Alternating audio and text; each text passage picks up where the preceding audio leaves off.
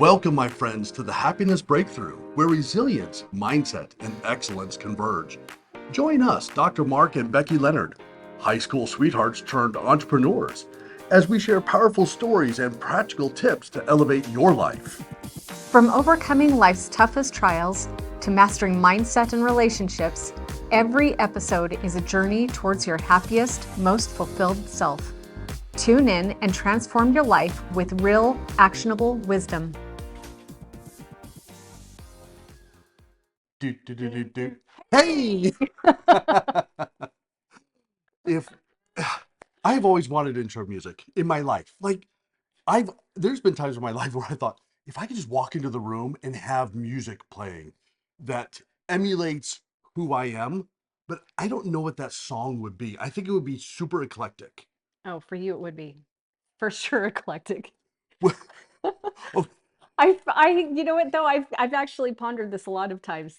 Um, Movies are always so cool because there's music going along with the storyline, and I've thought to myself, if I was watching my own story right now with music to go with it, what kind of emotions would evoke? Or even better, the movies that are like they're like the horror movies, but then they put love music with it, and it changes the whole feeling of the movie. yes. Yes. Yes. So what would your typical theme music sound like? Oh, probably like the Mario Brothers, like do do do do do do do do do do do. What? Why on earth would it be the Mario Brothers? That is absolutely amazing. Because I'm thinking like fast paced and crazy all the time. Oh, you were absolutely called out the other day as, quote, you were the busiest person I know. And she's a realtor and she's super busy herself and she knows a lot of busy people. So for her to tell me that I am the busiest person she knows, I was like, oh, that's rough. I think my theme music would be a cross between country and reggae. And some Total beach complete like waves going on in there somewhere. beach vibes all day. Beach vibes all Yes, day. but does that describe your life, or does that just describe what you would like your life to be like? Ooh, well, let's talk about some chaos. Okay. Let's talk about how we have chaos in life. And I bet each of you have some chaos, but I want to share something that happened to us today, which might have even prompted us hopping on here. Actually, let's back up 4 days 4 days. because it's been 4 days of the same chaos. Four. It has, hasn't it? Friday, Okay. Saturday, Sunday, Monday. So the first person I'd like to apologize to is my son. Um, any type of frustration I might have had with you, it's not because you're here or because you left things undone, but it is because of your dog. Dog. He has the most amazing dog. And we're talking when we went and I'll give you a preview. When we went and rescued him this last time, We really didn't rescue him. We just picked him up. the people He asked, didn't want to be rescued. no, he did not want to be rescued. The people asked, well, where's the leash? How is he going to get home? He is so well trained. I said, don't worry about it. And he walked next to me for a couple blocks and there were distractions. There were birds, there were kids, there were dogs. He walked Mhm. next to me. Absolutely fantastic dog. However, how did he get there? Out, out of our sight. Escape artist. This is the second dog that we've had that is an absolute escape artist. Do you remember Yeah. Libby? She would climb the fence like Yes. it was a ladder. How tall was that fence? Definitely taller than me. It was. It was. Like 8 foot tall fence. I don't know what it was, but she would literally just like hop up, like use her claws, like she'd run and jump and like over the fence. Well, we finally figured out how our son's dog is getting out. I put uh, two big sandbag weights, two 10-pound weights, plus I put 5-gallon jugs of water to stop him at the fence. And what did he do? He moved all of it and got through. Don't you think that sounds like, well, why are you guys using 5-gallon jugs of water? Because we're using anything we can at this point. We cannot keep that dog in. And our neighbors know him by name at this point. I don't even think that that's a good thing. Somebody will post on the neighborhood Facebook page, whose dog is this? And then 6 other neighbors will chime in, oh, that's Ranger. And they start texting us. And today we were at the gym. This is where the part comes in. So today we watched the inauguration in the morning, super interesting. Decided to go to the gym later in the day. And then it's crazy. Our gym is super busy right now. New Year's. It's not just New Year's, it's just overpacked. We need another gym in this town. So we're getting the last of our workout out and ready to do our cardio. And I get a text from somebody with a screenshot of the Facebook post. And they're like, they're looking for you. Then Mark gets 3 more messages from different people in the neighborhood. Ranger's out again. Phone calls, text messages, instant message. I'm surprised there were not smoke signals coming out. There were smoke signals coming out of their brain, that's for sure. Total complete chaos. How many of you have had some sort of chaos in your life, let's just say in the last week? And you know, I asked that at I don't want to call it a convention. It was a networking meeting that I was presenting at just a few weeks ago. And I said, how many of you have felt some form of chaos in your life? And every single person raised their hand. And I bet most of you have had chaos. Now, it may look different for each of us. And I know that for me, chaos is this feeling of I'm no longer in control of something. Mhm. And when I feel like I'm not in control, I feel anxiety increase, I feel my breathing change, I feel my thinking strategies change, Mm. I find my communication changes. I get I don't want to say short fused, but I get instantly hangry. I could have just eaten and I'm like, I'm hungry right now. I don't know what it is. This is how, Coping yeah, mechanism. right? Coping mechanism Yes. for the chaos. Yes. What are some ways that you experience or feel chaos in your life? I think that when I'm feeling chaos, I'm a lot more in my head instead of communicating in our relationship. If you see us out in the community, Mark is the one that's talking a lot. If we're here at home, I'm the one that's talking a lot. But as soon as I've got a lot of chaos going on and I don't feel in control, I'm not talking anymore. I'm in here. I'm in here trying to figure it out. I'm processing. I'm trying to stay in control as much as I can. And the only control I've got is in here. So I stop talking to Mark's Which is frustration. which is very interesting because again, when we're out in the community, oh, I am the talker. It's you know when you go to parties and the spouse is like, okay, it's time to go. What's the signal? Oh, there's not a signal strong enough to pull me away from talking with someone It's not. because I just love connecting with people and I love sitting there and talking and chatting and getting to know and telling stories and hearing stories and asking questions and it's so exciting to me. But when we're home, I'm like, I just kind of want to relax. And then you start talking. Yeah, then it's my turn to process. Yes, yes. But we process things differently. And we've learned a lot about being empty nesters and how to process and how to work together. But I want to introduce a model that will help us and help you when you feel like life is in chaos, when you feel like things are out of control, when they're not balanced, when you feel that anxiety creeping up. When all the neighbors are calling you. Oh, yes, when your dog gets out again. There's so much more. There's so many ways in which we can be in chaos, and it's dependent upon your situation. But this model is going to help you. It's super awesome.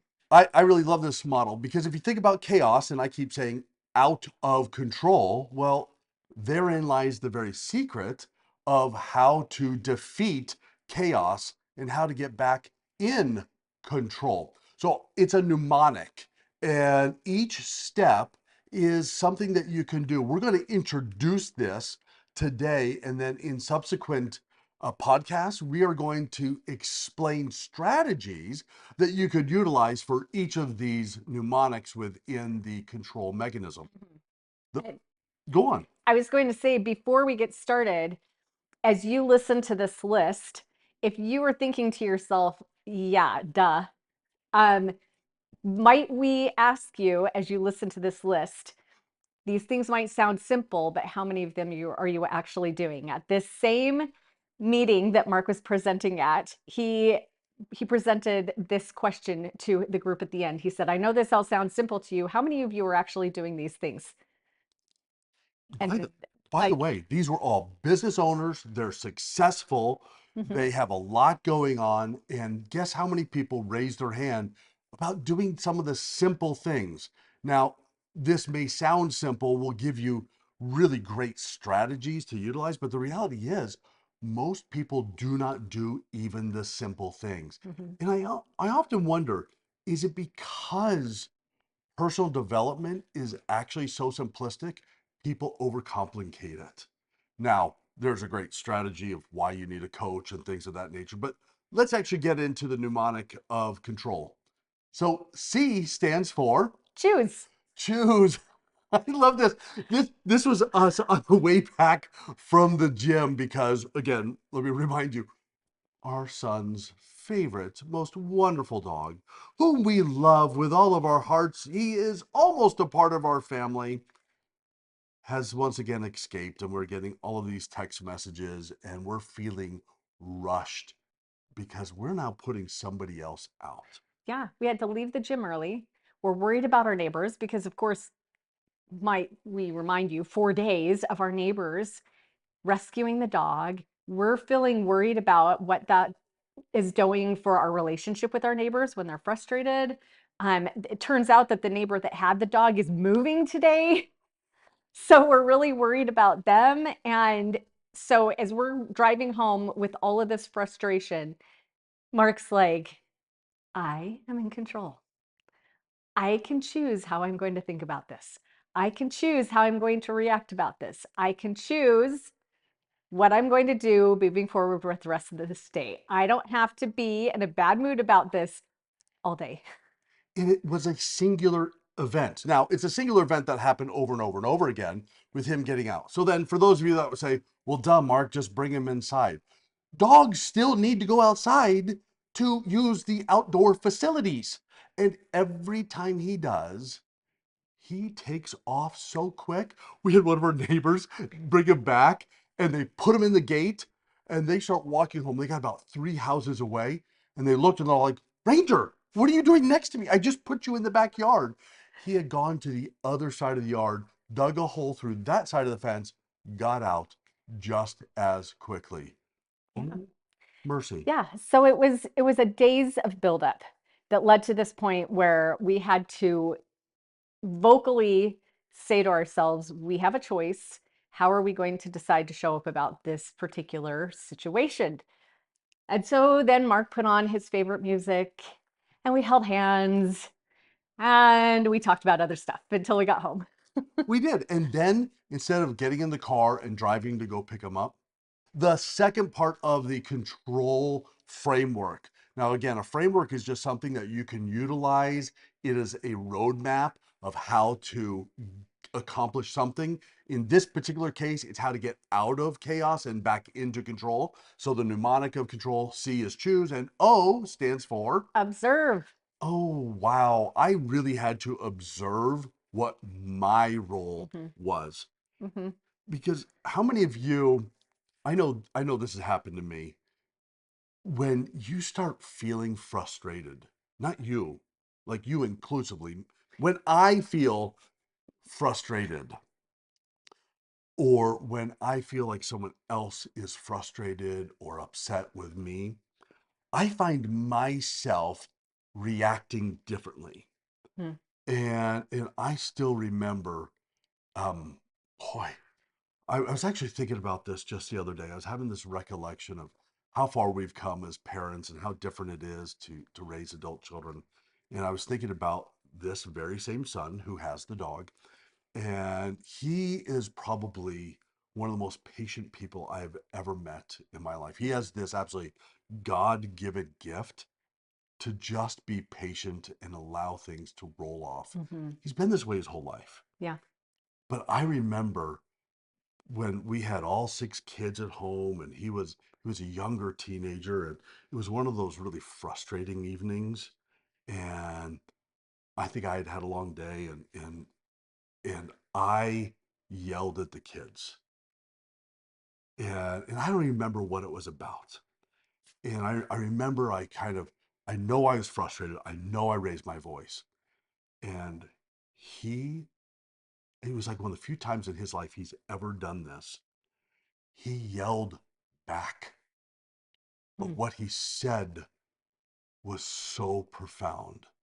And it was something to the effect of, your yelling is making it worse. mm, And I was reflecting upon that just this weekend. I was laying in bed, and I don't know why I had this recollection of this. I think I was just thinking about how am I observing my actions and what I'm doing? And it was absolutely profound. And by the way, I remember I stopped instantaneously, and I said, you know what, you're right. That was not okay for me to mhm. react that way. And I always love that when I see parents yell at their kids and they yell, stop yelling. And I'm like, you're doing what they're doing. And then they say, well, I'm just trying to get their attention. No, no, there's a whole bunch of different ways. We can talk about that some other day. But observe your actions. Yeah. Observe the role that you play in the situation. I mean, we didn't play a role in the situation with Ranger, but certainly we were playing a role in our own frustration and how were reacting. So then we had to observe that and then make a course correction. And that course correction had to happen before we got home, because we have things to do. And if a singular event throws off your whole day, it's not the event that's causing it.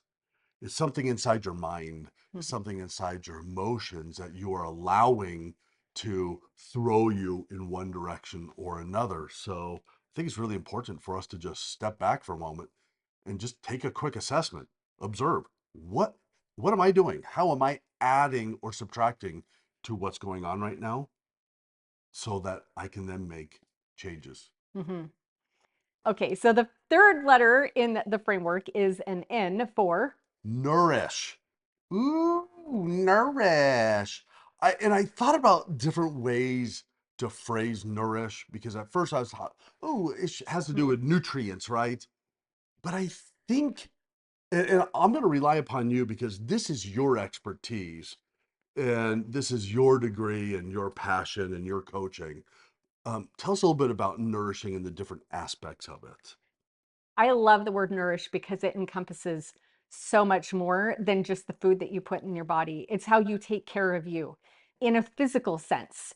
There's plenty of ways to do that, to take care of yourself. But when I think about nourishing, I think about food, but then I think about what are the other things that we do for our body to physically take care of ourselves, to be able to help us with all of the struggles that we have. So, exercise. How are you moving your body to support your brain health? How are you getting out in the sunshine? You hear Mark say that all the time. How are you getting out in the sunshine? Are you getting fresh air and light to help your body with supporting the things that you do? So nourish is key to your success in controlling your chaos. I'm not sponsored by Apple in any way. However, Apple, if you'd like to sponsor my next comment here, I will gladly take donations.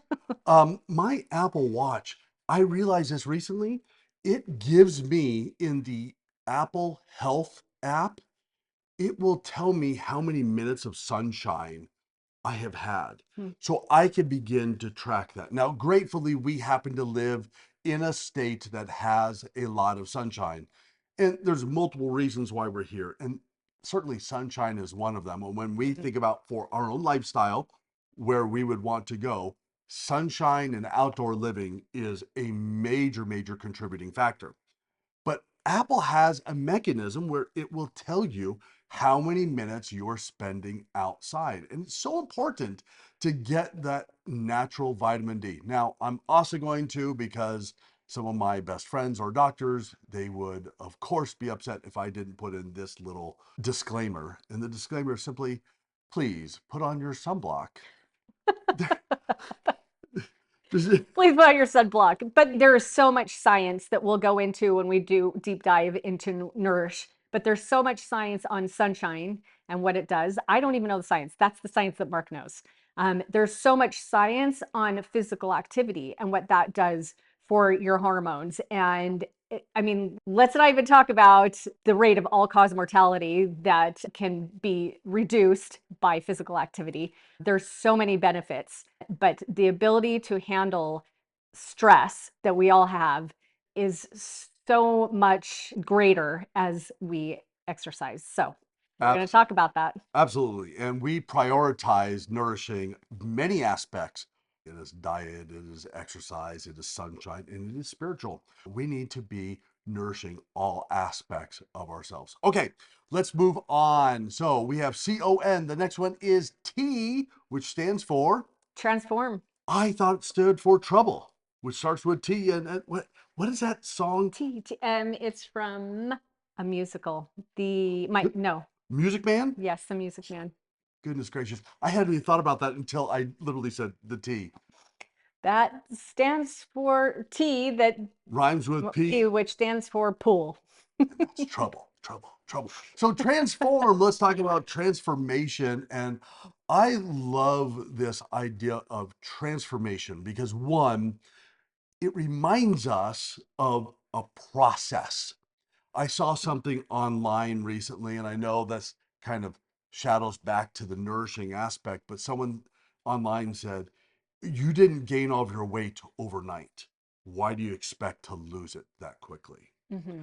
And I really sat back and started asking myself some questions about that transformative journey, not just about weight and health, but the transformative journey in my spiritual life, the transformative journey in my business life, in our relationship, all the ways that we continue to grow and change. And I think it comes down to really just one simple way to rephrase transformation.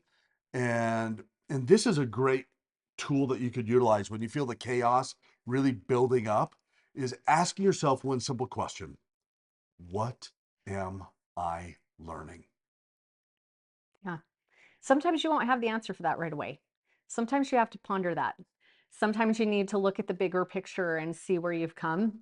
Maybe you need to spend some time in prayer looking at where you're going. Maybe you need some direction. But what am I learning is a great question to ask yourself to help you start focusing on that part of how you can control what's going on in your life. Oh, it changes everything when you begin to look at your problems and your challenges, the things that seem to really be riling you up in one way or another that's creating that chaos, is just looking at and reframing it to that learning aspect. And transformation is so fantastic. It was a major part of my doctorate, major part of my dissertation was looking at transformational leadership, the leaders that help others transform and change. There's another great aspect of that called servant leadership, which has to do with transforming ourselves into becoming more Christ-like in all that we do, and helping others see the light of Christ through our actions. Well, that is a transformational process. And I cannot wait to do a deep dive on that. I can't wait to do a deep dive on all these Mhm. because they are so incredible. The power in being able to change our current status and state into something that is better. Mhm. And that's really what we're talking about here through choose, observe, nourish, through transformation, and through R, which is Being resilient. resiliency. Um, Resilience it's a word that I think sometimes can feel like we know what it means and can be a little ambiguous all at the same time. Like, how can I bounce back from something? Or how can I, like, how strong am I at getting through it? But I think there's so much more to it than that. Oh, there really is. I was coaching with one of my clients, CEO of a healthcare organization recently, and it was interesting to talk about resilience in this phase of the CEO's career. One of the things that really hit me was this whole idea that, you know what, this has been a really tough year, Mhm. and giving the CEO permission to sit back and go, you know what, this sucks. Mhm. It's okay to sit back for a moment and say, this sucks. The difference is those that can embrace the suck. I like that. Those that can really just sit here and go, you know what? This is hard. I don't like this. I don't like Mhm. how I'm feeling about this. Sit back for a moment, go, all right, I'm in it. But the reality is, you're in the mud. You only have a couple choices. You can lay down in the mud and it gets a lot dirtier and a lot more uncomfortable, or you can embrace it and begin to change. So that bounce back process, there's lots of tools that you could utilize in bouncing back, but one of them is setting goals and pathways, coming up with plans. A lot of people like to do New Year's resolutions, or they like to do those vision boards. They're great. They're absolutely fantastic. But why is it that so many people are not successful in their New Year's resolutions? Or why is it that so many people set goals and they fail? What if you had a framework and a tool within that resiliency to help you be more successful? And that's something I've spent 2 decades studying and coaching on, is helping people through that process and getting them not just to embrace the suck, but to embrace the change, embrace that ability to bounce back and go, you know what, I'm here right now, but I know where I'm going, and I'm going to set goals, and I'm going to have someone that's going to help me along the way and mentor and coach. And I love that aspect of what I do. It's Mhm. just absolutely fantastic. It sounds like resiliency starts with um, acknowledging, acknowledging where you are. I think that you can't move forward. Part of that resilience is acknowledging so that you know how to move forward.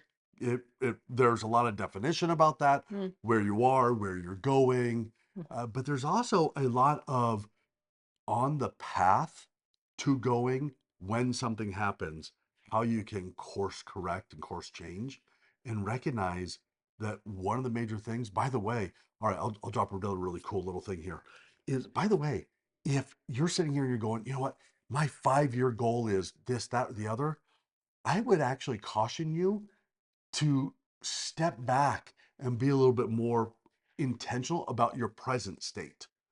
What is your goal today? What is it that you're trying to accomplish today? Yes, it's great to have a vision board. Yes, it's great to have that long term goal. But isn't it true that you are a different person today than you were 5 years ago? Yes. Well, then why do people continue to set goals 5, 10, 15 years down the road? How about set the goal for what I'm going to do this week or this month? Make it short term and become actively engaged in that. That's a great way to build up your resiliency.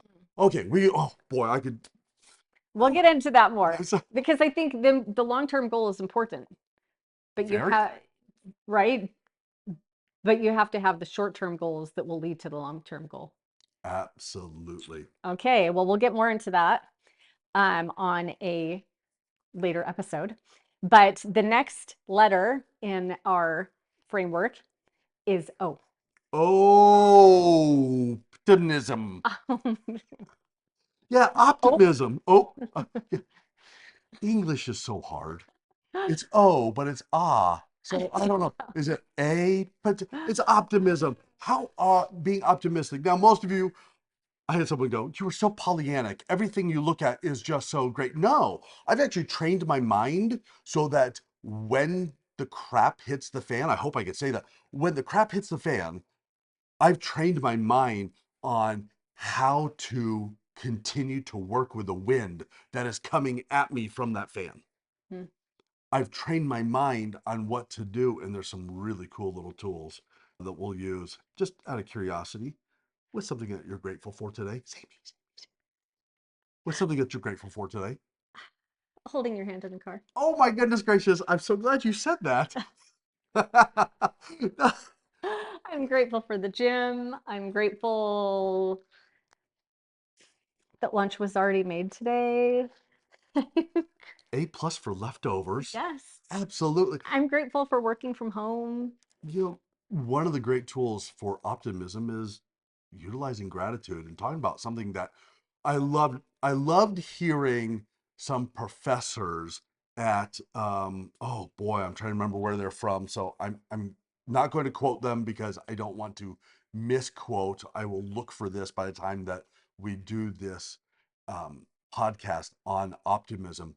But they said it's really fascinating to see optimism go from that soft skill set to enough hard science to show how effective gratitude and meditation and vision work and breathing work plays in human performance and human development. Hmm. And so I love that there's a lot of hard science that is now going around this. And actually, every single one of these has a lot of science to it. We'll bring those up as well. But optimism is so powerful. But Hmm. this is the next one I'm really curious about because the very last letter in the control framework is L, which stands for, Language.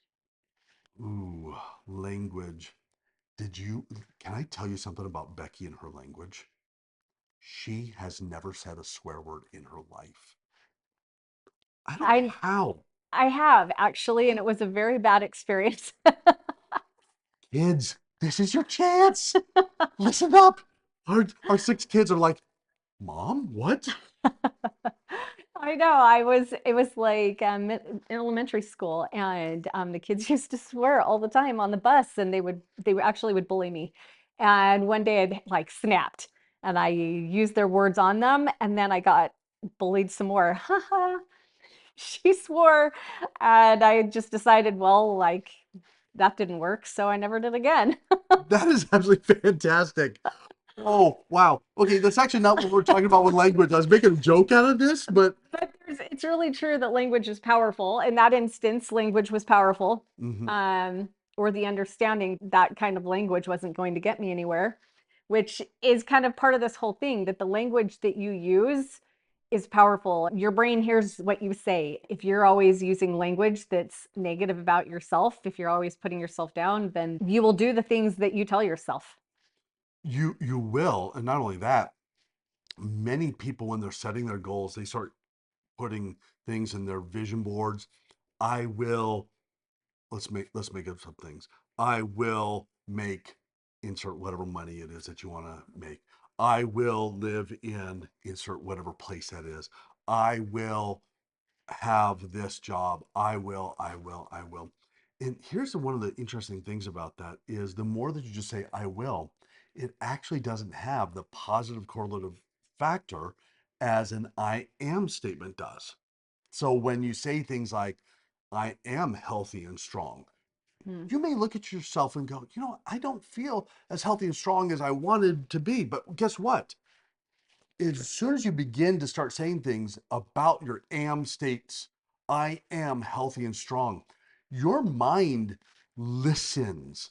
There is a great book sitting right back over there that talks about the power of the language that we utilize. I love that Dr. Daniel Amen has talked about that. I love that Dr. Carol Dweck has talked about it in her book Mindset. There is so much out there about the language that we utilize and how it changes our behaviors. Go back to our car ride coming home. I was verbalizing about choosing how I'm going to react to that beautiful, beautiful black lab being out of our yard. Mhm.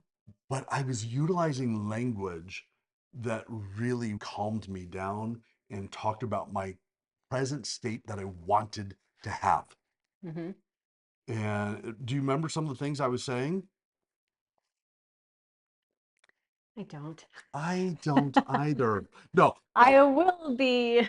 Right. So we can say I will I be this, but said it like, I was I am not going to let this situation affect the rest of my day. I am not going to, or I am going to show up this way when we get home. It was all, that is 100% the things you did remember what I said.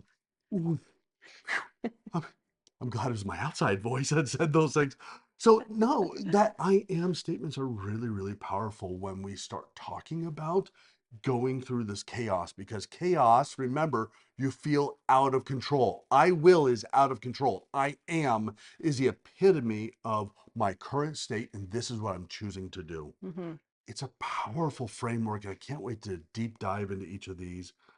uh, I think we're going to have studies, we're going to have stories, we're going to have scriptures. Yeah, that's the thing I wanted to bring up as we're wrapping up is what's really cool to me, and we've maybe said this before, but you hear a lot of this positive psychology talk, and there's so much out there that's positive mindset, and everything is positivity, and there's a lot of science around it. But what's really, really, really beautiful is that it came first from God, that all of these principles are spiritual principles first. The science backs it up, and I think that is so cool. And Mark and I can geek out on the science all day, but we geek out on the science because we are first and foremost religious beings that love God and can see all of these principles first presented to us in the scriptures. So we will be talking about scripture and showing you how these are God's words that we can live by as we figure out how to go from the chaos in our life to having control over those situations, whatever they are, however hard they are, we can still have control. I love that. As you're saying that, the great I am the bread and the life. Christ gave us the example of how to speak. He gave us the example of how to choose to observe our own roles. He gave us the example of how to nourish ourselves physically, emotionally, spiritually. He is the great transformer. He is constantly begging us, come unto me, learn of me, right? He's asking us to transform. He's wanting us to be resilient. He reminds us that we have a home to come back to. And he is constantly telling us how much he loves us. What a phenomenal example of optimism is that love. And of course, the language of I am, the great I am. We are so grateful this day to be here. We are so grateful for those of you that are sticking around and have been asking us. We've gotten phone calls and text messages and people saying, where is your next podcast? Guess what? The next podcast is here, and we have a framework of the next several that we're going to do. And we have so much more that we want to share with you.